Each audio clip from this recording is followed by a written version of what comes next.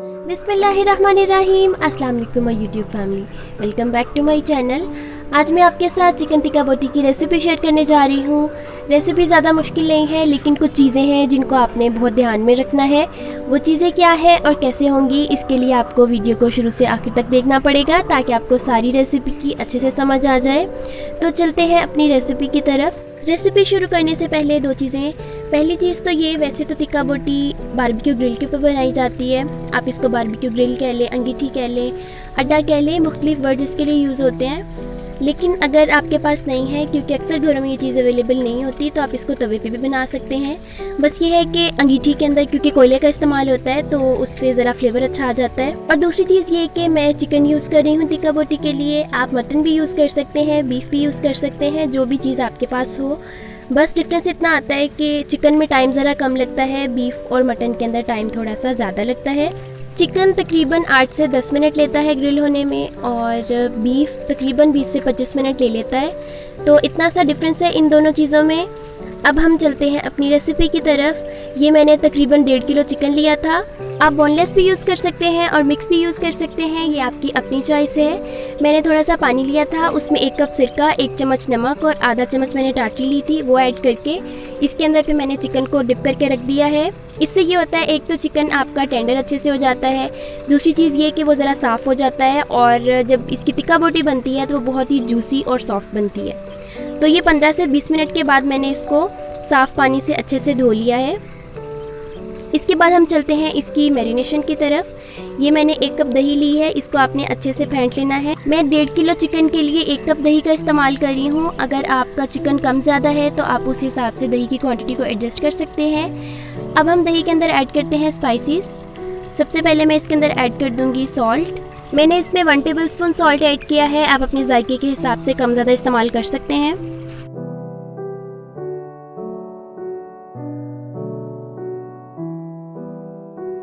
इसके बाद मैं इसमें ऐड कर दूंगी 1 टेबल स्पून चिली फ्लेक्स, यानी कि कुटी हुई लाल मिर्च।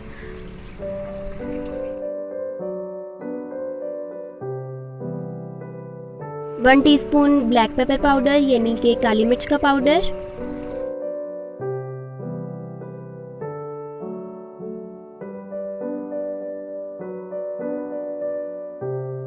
फिर हम इसमें ऐड कर देंगे 1/2 tablespoon red chilli powder, यानी कि लाल मिर्च का पाउडर। क्योंकि हमने पहले चिली फ्लेक्स भी ऐड किए हैं तो इसकी क्वांटिटी हम ज़रा कम रखेंगे। इसके बाद मैंने इसमें ऐड कर दिया है 1 टेबल स्पून धनिया पाउडर,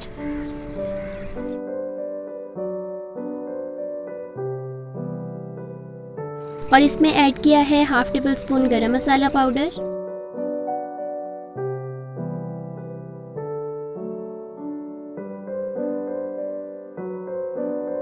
और ये मैंने पेस्ट बना लिया था 3 चीज़ों का, अदरक, लहसुन और हरी मिर्चें हैं ये।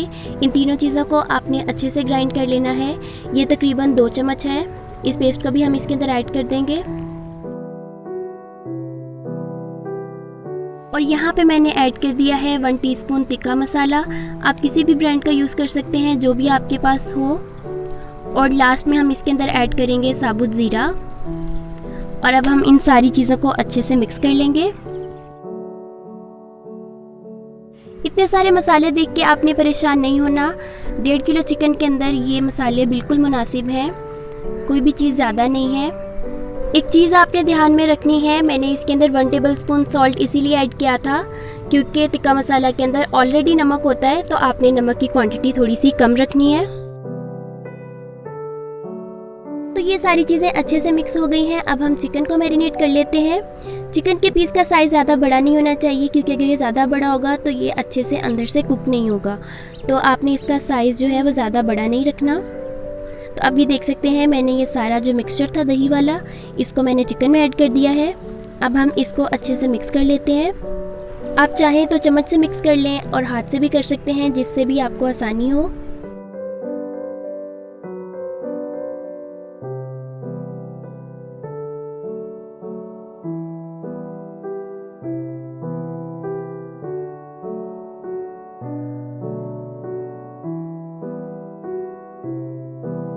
तो ये सारी चीज़ें अच्छे से मिक्स हो गई हैं। अब हमने इसको कवर करके रख देना है कम से कम 4 से 5 घंटे के लिए। आप इसको 2 दिन तक स्टोर भी कर सकते हैं, लेकिन ज़्यादा देर नहीं, क्योंकि इसमें स्मेल आना शुरू हो जाती है। जैसा कि आप देख सकते हैं मैंने इसको कवर कर दिया है। अब हम इसको 4 से 5 घंटे के लिए फ्रिज में रख देंगे। तो ये 5 घंटे हो गए थे, इसके बाद मैंने इसको फ्रिज से निकाल लिया है। अब हम इसको एक दफ़ा अच्छे से मिक्स कर लेंगे और इसके बाद हम इसको सीखों पे लगाना शुरू करेंगे। जब आपने चिकन सीखों पे लगाना है तो आपने 2 चीज़ों का ख्याल रखना है। एक तो ये कि आपके हाथ पे सीख ना लगे, क्योंकि थोड़ी सी नुकीली होती है अगली साइड से, और दूसरी चीज़ ये कि आपने चिकन इस तरह से सीख के अंदर लगाना है कि वो अंदर रोटेट नहीं हो, अपनी जगह पे फिक्स रहे, ताकि हर साइड से अच्छे से कुक हो जाए ये।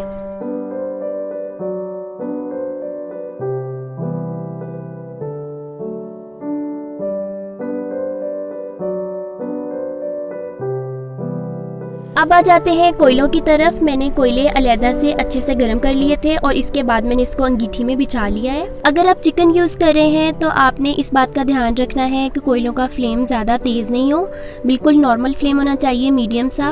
और अगर आप बीफ की टिक्का बोटी बना रहे हैं तो उसके अंदर आपका फ्लेम बिल्कुल कम होना चाहिए, क्योंकि उसमें टाइम ज़रा ज़्यादा लगता है कुक होने में। तो ये देख सकते हैं कोयलों का फ्लेम बिल्कुल मीडियम है और इसके ऊपर मैंने ये सीखें रख दी हैं।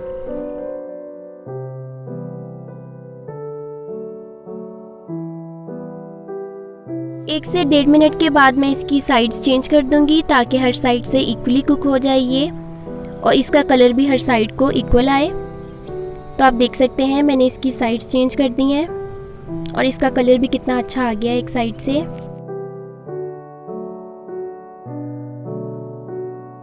अगर आप इस तरह ग्रिल के ऊपर टिक्का बोटी बना रहे हैं तो इसके अंदर 2 ही चीज़ें होती हैं। एक तो ये कि आपने इसकी साइड्स चेंज करते रहना है, और दूसरी चीज़ ये कि आपने इसके ऊपर ऑयल लगाते रहना है। अगर आप बीफ या मटन यूज़ कर रहे हैं उसके अंदर अपनी फ़ैट होती है, इसलिए आपको इतना ज़्यादा ऑयल लगाने की ज़रूरत नहीं होती। लेकिन अगर आप चिकन यूज़ कर रहे हैं तो आपने इसके ऊपर ऑयल लगाते रहना है थोड़ी थोड़ी देर बाद, क्योंकि चिकन के अंदर अपनी फ़ैट नहीं होती। तो अगर आप इस पर ऑयल नहीं लगाएंगे तो ये बिल्कुल हार्ड हो जाएगी। तो आपने इसके ऊपर ऑयल लगाते रहना है ताकि ये सॉफ्ट रहे, और आपने इसकी साइड्स चेंज करते रहना है ताकि ये एक साइड से जले नहीं। ऑयल लगाने की वजह से थोड़ा सा धुआं हो जाता है, तो थोड़ा सा वीडियो बनाना मुश्किल होता है। आप देख सकते हैं कितना धुआं है यहाँ पे, और सच में वीडियो बनाना बहुत मुश्किल था।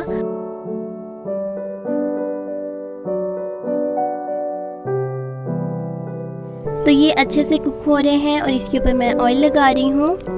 8 से 10 मिनट के अंदर चिकन जो है ये अच्छे से कुक हो जाता है।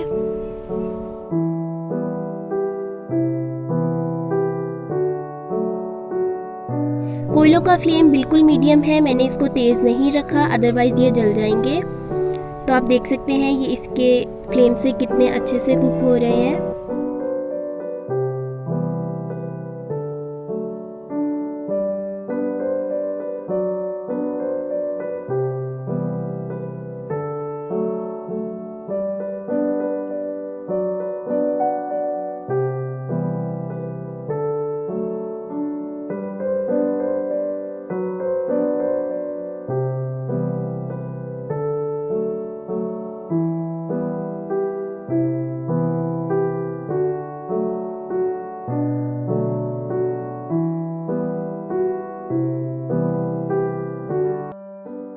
तो आप देख सकते हैं इसका कलर कितना अच्छा आ गया है, और मैं इसकी साइड्स भी चेंज कर रही हूँ साथ साथ, ताकि हर साइड से इक्वल कलर आए इसके अंदर। और इसके ऊपर आपने साथ साथ ऑयल लगा लेना है ताकि ये सॉफ्ट भी रहे।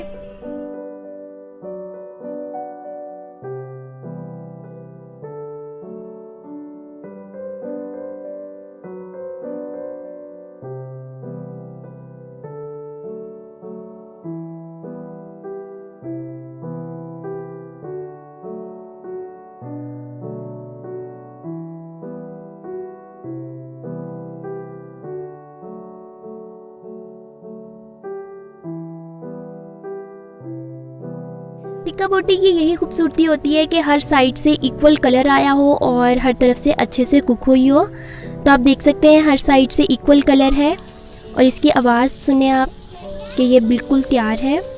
तो अब हम इसको निकाल लेते हैं सीखों से और इसको सर्व करते हैं। सीखों से आपने बहुत ध्यान से इसको निकालना है, किसी कपड़े या किसी चम्मच की मदद से निकालें, क्योंकि सीख ज़रा गर्म होती है।